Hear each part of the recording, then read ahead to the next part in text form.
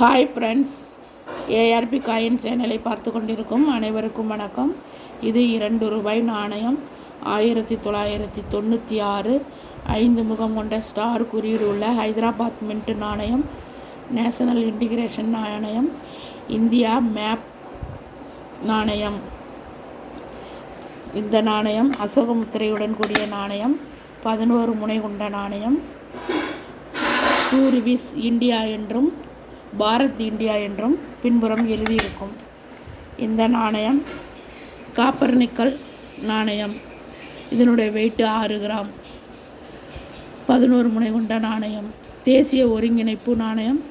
இந்த நாணயம் சாதாரண நிலையில் இருந்தால் ₹20 முதல் ₹100 வரை விலை போகும்.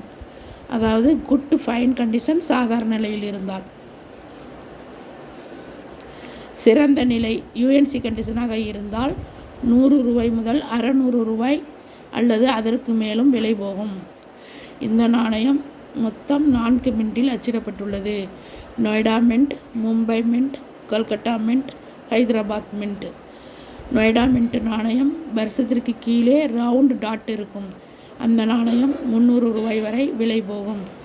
மும்பை மின்ட் நாணயம் வருஷத்திற்கு கீழே டைமண்ட் குறியீடு இருக்கும்.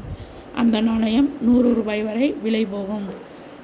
கொல்கட்டா மின்ட் நாணயம் வருஷத்திற்கு கீழே எந்தவித மின்ட் மார்க்கும் இருக்காது.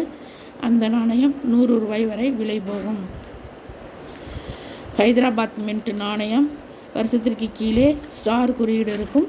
அந்த நாணயம் யூஎன்சி கண்டிஷனாக இருந்தால் ₹100 முதல் ₹600 வரை விலை போகும்.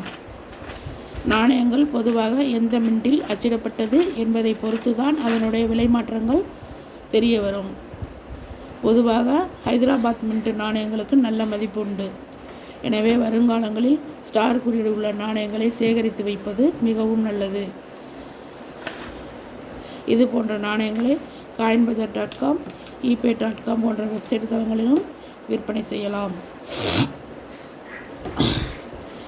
இதுவரை எங்களுடைய சேனலை சப்ஸ்கிரைப் பண்ணாமல் பார்த்து கொண்டிருந்தால் சப்ஸ்கிரைப் பண்ணவும், வீடியோவை கடைசி வரைக்கும் ஸ்கிப் பண்ணாமல் பார்க்கவும். அப்பொழுது தான் உங்களுக்கு நாணயத்துடைய விலை மதிப்பு தெரிய வரும்.